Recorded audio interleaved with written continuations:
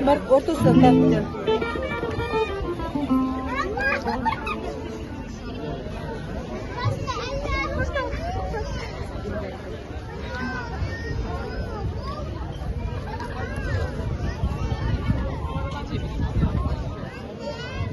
Nasılsınızlar arkadaşlar?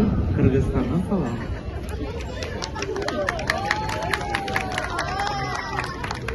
Ben bir şarkı biliyorum. Bir garip yolcuyum hayat yolunda. Tamam? Bir garip yolcuyum hayat yolunda. Yolunu kaybetmiş perişanım ben. Bir garip yolcuyum hayat yolunda. Yolunu kaybetmiş perişanım ben. Mecnun misali gurbet ellerde ümitsiz sevgini kurbanıyım ben.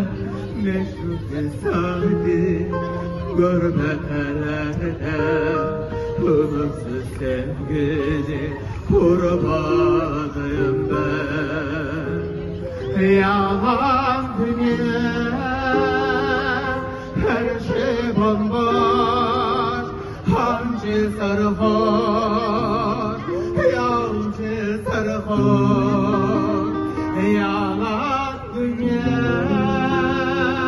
her şey bomboş, hancı sarhoş, yolcu sarhoş.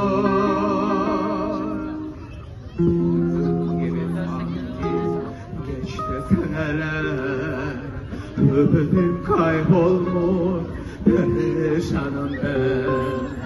Bir gün gibi sanki geçti seneler. Ömrüm kaybolmuş perişanım ben. Mecnun misali gurbet ellerde ümitsiz sevgini kurbanıyım ben. Mecnun misali gurbet ellerde ümitsiz sevgini kurbanıyım ben. Yalan dünya, her şey bomboş, hancı sarhoş, yolcu sarhoş. Yalan dünya, her şey bomboş, hancı sarhoş, yolcu sarhoş. Çok teşekkür ederim. Ben Türkiye'de kendim bulundu son veriş ettik. Kırgızistan'a kesiyorum. 2026 yılı görüşürüz. Tamam?